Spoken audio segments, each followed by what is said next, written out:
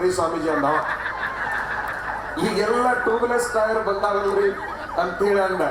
ಮತ್ ಅವ್ನಿಗೆ ಏನು ಹೇಳ್ಬೇಕು ನಾವು, ಮಗನ ಟ್ಯೂಬ್ಲೆಸ್ ಟೈರ್ ಅಂದ್ರೆ ನಾವೇನಪ್ಪ ಸ್ವಾಮಿಗಳು ಕುಂತೀವಲ್ಲ, ನಾವು ಟ್ಯೂಬ್ಲೆಸ್ ಟೈರ್ ಹೊರತಾಗಿ ನೀವಲ್ಲ ಅನ್ನುವಂತ ಮಾತನ್ನ ಅವರಿಗೆ ನಾವು ಹೇಳಿದ್ವಿ. ಇದು ಸಮಯ ಬಹಳ ಆಗಿರೋದ್ರಿಂದ ಬಹಳ ಮಾತಾಡೋದು ಬೇಡ. ಇವರು ಸ್ವಾಮೀಜಿಯವರು ಬಹಳ ಅಪೇಕ್ಷೆ ಪಟ್ಟರು, ಕನಿಷ್ಠ 45 ನಿಮಿಷ ನೀವು ಮಾತಾಡಬೇಕು ಅಂತ ಹೇಳಿ. ಅವರಿಗೆ ನೋವಾಗಬಾರ್ದು ಅಂತ ಹೆಚ್ಚು ಮಾತಾಡಿದ್ವಿ. ನಿಮಗೆ ನೋವಾಗಬಾರ್ದು ಅಂತ ಇಷ್ಟಕ್ಕೆ ಬಿಡ್ತೀವಿ. ನಾವು ಹೇಳೋದು, ಇವರು ಮಹಿಳಾ ಆಯೋಗದ ಅಧ್ಯಕ್ಷರು ಭಾಳ ಚಲೋ ಮಾತಾಡಿದ್ರು. ನಮ್ದು ಒಂದು ಸಣ್ಣ ವಿನಂತಿ ಏನಂತಂದ್ರ, ನಿಮ್ಮ ಧ್ವನಿ ಚಲೋ ಅದ, ನಿಮ್ಮ ವಿಚಾರಗಳು ಚಲೋ ಅದಾವ, ಎಲ್ಲ ಚಲೋ ಅದಾವ. ಇವು ಗಂಡಸರು ಕುಡಿದು ಬಂದು ಆ ಹೆಣ್ಮಕ್ಳನ್ನು ಹೊಡಿತಾವ ಅಂತ ನೀವು ಹೇಳಿದ್ದು ಸುಳ್ಳೇನಲ್ಲ, ಕರೆ ಐತಿ. ಆದ್ರೆ ಸರಾಯಿ ತಯಾರು ಮಾಡೋ ಸರ್ಕಾರ ಸರಾಯಿ ನಿಲ್ಲಿಸ್ಬಿಡ್ತೀವಿ ಅಂತಂದ್ರೆ ಅವ ಕುಡಿಯೋದು ನಿಲ್ಲತ್ತ, ಇದನ್ನು ಹೊಡೆಯೋದು ನಿಲ್ಲತ್ತ.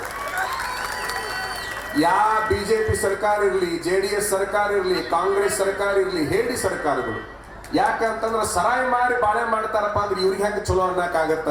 ಹಂಗಾಗಿ ಸರಾಯಿ ನಿಲ್ಲಿಸುವ ಸರ್ಕಾರ ಬಂದ್ರೆ ಮಾತ್ರ ಒರಿಜಿನಲ್ ಸರ್ಕಾರನೇ ಹೊರತಾಗಿ ಸರಾಯಿ ಮಾರೋ ಸರ್ಕಾರ ಬಂದ್ರೆ ಅವರೆಲ್ಲ ಸರಾಯಿ ವ್ಯಾಪಾರಿಗಳು ಅನ್ನುವಂತಹ ಮಾತನ್ನ ನಾವು ಈ ಸಂದರ್ಭದಲ್ಲಿ ಹೇಳಕ್ ಬಯಸ್ತೀವಿ.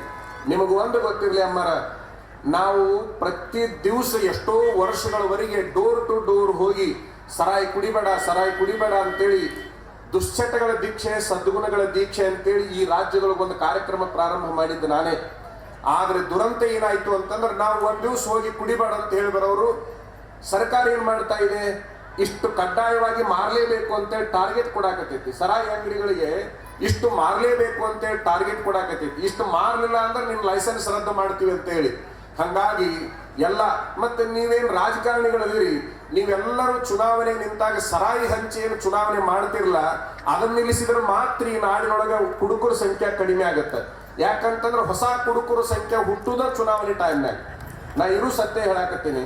ಆ ಕಾರಣಕ್ಕಾಗಿ ಸರಾಯಿ ಚುನಾವಣೆ ಸಂದರ್ಭದಲ್ಲಿ ಸರಾಯಿ ನಿಲ್ಲಿಸೋದನ್ನ, ಹಣ ಹಂಚೋದನ್ನ ನಿಲ್ಲಿಸಿ, ಸರಾಯಿ ನಾವೇನು ಹೇಳ್ತೀವಿ ಅಂದ್ರೆ, ಡೆವಲಪ್ಮೆಂಟ್ ಅಭಿವೃದ್ಧಿ ಅನ್ನೋದು ಏನೈತಲ್ಲ ಸ್ವಲ್ಪ ಕುಂಠಿತ ಆಗುವಲ್ಲಕ.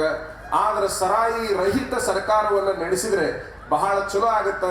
ಯಾಕಂತಂದ್ರೆ ಈಗ ನಿಮಗೆಲ್ಲ ಗೊತ್ತು, ದೊಡ್ಡ ಪ್ರಮಾಣ ದುಡ್ಡು ಬರೋದು ಎದರಿಂದ ಅಂತಂದ್ರೆ ಸರಾಯಿದಿಂದನೇ ದುಡ್ಡು ಬರ್ತೈತೆ ಹೊರತಾಗಿ ಬೇರೆ ಯಾವುದರಿಂದನೂ ದುಡ್ಡು ಬರಲ್ಲ ಅಂತೇಳಿ ಎಷ್ಟೋ ಜನ ಮುಖ್ಯಮಂತ್ರಿಗಳಿಗೆ ನಾವು ಕೂಡ ಮಾತಾಡಿದವರದೀವಿ, ಕೈ ಬಿಟ್ಟಿವಿ ಹಾಳಾಗಿ ಹೋಗ್ಲಿ ಅಂತೇಳಿ. ಆದ್ರೆ ನಾವು ನಿಮಗೆ ಹೇಳೋದು ಇಷ್ಟ, ಅವರು ಮಾರಾಕ್ ಬರುವಲ್ರಕ ನೀವು ಒಂದು ಸ್ವಲ್ಪ ತಲೆಯಾಗ ಪ್ರಜ್ಞೆ ಇಟ್ಟುಕೊಂಡು ಇದನ್ನು ಕುಡಿದ್ರೆ ಚಲೋನೋ ಬಿಟ್ರೆ ಚಲೋನೋ ಅಂತ ವಿಚಾರ ಮಾಡಿ ಆ ಸರಾಯಿಯನ್ನ ಬಿಟ್ಟು ಒರಿಜಿನಲ್ ಗಂಡಸರಾಗ್ರಿ, ಚಲೋ ಊಟ ಮಾಡ್ರಿ, ಒಂದ್ ತಂಬಿಗೆ ಹಾಲು ಕುಡೀರಿ, ಚಲೋ ಹಣ್ಣು ತರಕಾರಿ ತಿನ್ರಿ. ಈಗೀಗ ಕೊನೆ ಮಾತು ಹೇಳಿ ಮುಗಿಸ್ಬಿಡ್ತೀನಿ. ಮೊನ್ನೆ ಇವೆಲ್ಲ ಹೆಂಗ